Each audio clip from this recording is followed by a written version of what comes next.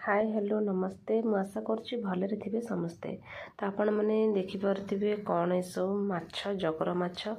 तो जगर माछ को ये हूँ फूलकोबी। तो आपने जापे आज कौन मु बनैबी जगर माछ को फूलकोबी आलू झोल। तो से जगर माछ को बो भल भाव बाछि नहीं आउटे फूलकोबी की काटी देती फूलकोबी आलू आउ किसी खंभा आलू भी आम घर थिला तो मुझे पकई सेटा किसी पकईवा इम्पोर्टाट नुहे बट आम घर थिला तो मुझे कहली पकईदेवी से बोली तो भल भाव काटी नहीं से सब जिन। तो आलू को एमती लंबा लंबा कर काटे माछ तरकारी जमती पड़े आलू। तो ये कोबी के एमती बड़ बड़ कर काटे कारण कोबी रकम माछ तरकारी फिटी जाए कोबीटा कम समय सीझी जाए ना।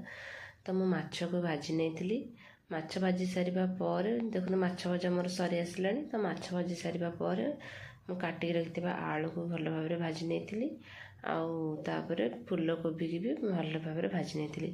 तो फूलकोबी देखिए लुण हलदी आउ लंका गुंड पकईकि भाजी कलर आसापी भल कोबीर। तो एमती सब भाजी सारिबा पर मु तरकारी जमती नॉर्मल घरे मसला कसती सेमती मसला कसती किसी भी अलग जिनस पकई नथली।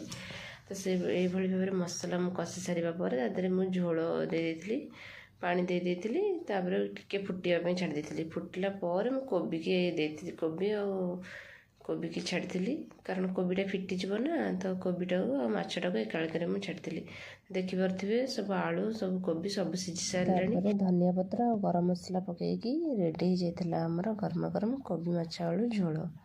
वीडियोटी शेष पर्यंत देखि बहुत बहुत धन्यवाद।